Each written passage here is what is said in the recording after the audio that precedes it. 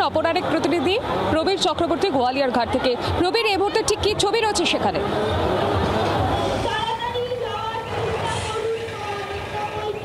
দেখো, আমি এই মুহূর্তে রয়েছি বাজা কদমতলা ঘাটে এবং তোমাকে ছবিটা দেখাই যে বৃষ্টির যে পূর্বাভাস ছিল সেই মতো বৃষ্টি শুরু হয়েছে।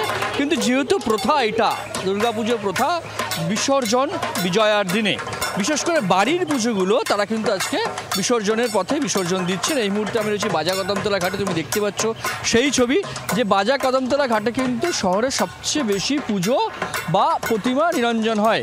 সেক্ষেত্রে দাঁড়িয়ে আমরা সকাল থেকেই লক্ষ্য করছি যে এই বাজা কদমতলা ঘাটে প্রচুর প্রতিমা, বিশেষ করে বাড়ির পুজোর প্রতিমা, সেটা নিরঞ্জন হচ্ছে। এবং এই প্রতিমা বিসর্জন নিরঞ্জনকে কেন্দ্র করে যাতে কোথাও কোনো বিপদ, কোথাও কোনো দুর্ঘটনা না ঘটে, তার জন্য কিন্তু প্রতিবারের যেমন ব্যবস্থা থাকে সেই ব্যবস্থা রাখা হয়েছে। একদিকে পুলিশ প্রশাসনের তরফ থেকে, অন্যদিকে কলকাতা কর্পোরেশনের তরফ থেকে সমস্ত রকম ব্যবস্থা রাখা হয়েছে। একদিকে নিরাপত্তা যাতে বিঘ্নিত না ঘটে, অন্যদিকে গঙ্গার দূষণ আটকানো কিন্তু একটা বড় চ্যালেঞ্জ। সেক্ষেত্রে দাঁড়িয়ে ঠাকুর বিসর্জনের সঙ্গে সঙ্গে কাঠামো তুলে দেওয়া হচ্ছে এবং কাঠামো তুলে দেওয়ার জন্য যাবতীয় কিছু এখানে ব্যবস্থা করা হচ্ছে। ক্রেন থেকে শুরু করে ক্রেনে করে ঠাকুর তুলে নেওয়া হচ্ছে এবং এই গাড়ি করে ঠাকুর কাঠামো কিন্তু বাইরে পাঠিয়ে দেওয়া হচ্ছে। ফুল মালা কোনো কিছুই গঙ্গায় পড়তে দেওয়া হচ্ছে না। সুতরাং একদিকে গঙ্গা দূষণ আটকানো এবং নিরাপত্তা, এই দুটো দিক মাথায় রেখে কিন্তু প্রশাসনের তরফ থেকে যাবতীয় কিছু ব্যবস্থা রাখা হয়েছে এবং দুর্ঘটনা যাতে না ঘটে তার জন্য বিপর্যয় মোকাবিলা দপ্তরের কর্মী তারা রয়েছেন। সুতরাং আজকে মূলত যেটা দেখা যাচ্ছে যে বাড়ির ঠাকুরগুলো এই মুহূর্তে বিসর্জন হচ্ছে। সময় যত গড়াবে বারোয়ারি ঠাকুরগুলো সেগুলো আসবে বিভিন্ন ঘাটে শহরের। এবং যেহেতু কার্নিভাল রয়েছে, সুতরাং যে সমস্ত পুজো কার্নিভালে অংশগ্রহণ করবে তারা কিন্তু রবিবার বিসর্জন দেবে শহরের বিভিন্ন ঘাটে। সব মিলিয়ে প্রথা মতো কিন্তু আজকে বিসর্জনের পালা, দেবীর যে নিরঞ্জন, দেবীর যে বিসর্জন বিদায় পালা, সেটা কিন্তু চলছে শহরের বিভিন্ন ঘাটে। সৌমি,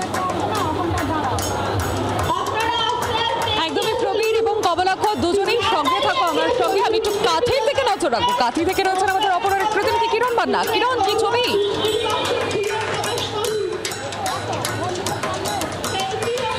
হ্যাঁ দেখো, আজকে বিজয়া দশমী, প্রচণ্ড বৃষ্টি, অনর্গল বৃষ্টি ঝরছে। আমরা উপকূল শহর কাঁথিতে রয়েছি।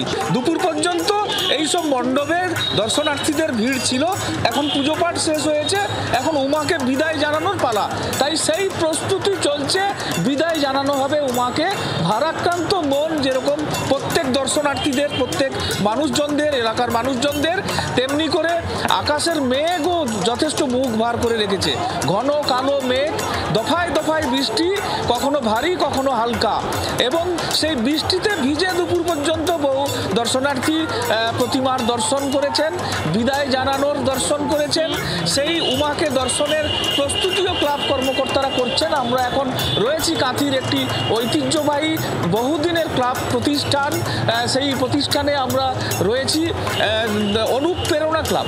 সেই অনুপ্রেরণা ক্লাব দীর্ঘদিন ধরে পুজো করে আসছেন। এখানে মূলত মণ্ডপে গামছা বা অন্যান্য দিয়ে যেহেতু মণ্ডপ সাজানো ছিল, সেই কারণে বেশ কিছু অংশ হালকা ঝড়ো হাওয়া এবং বৃষ্টির কারণে সেইগুলো সমস্ত নষ্ট হয়েছে, ভেঙে পড়েছে। এবং কর্মকর্তারা যে যার এখন সেই উমাকে বিসর্জনের জন্য তারা প্রস্তুতিতে আছেন। এখন মণ্ডপ ফাঁকা বলা যেতে পারে, কারণ যেহেতু উমাকে বিদায় জানানো হবে।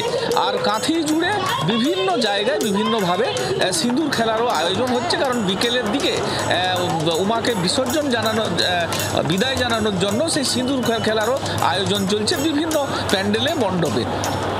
সৌমিক,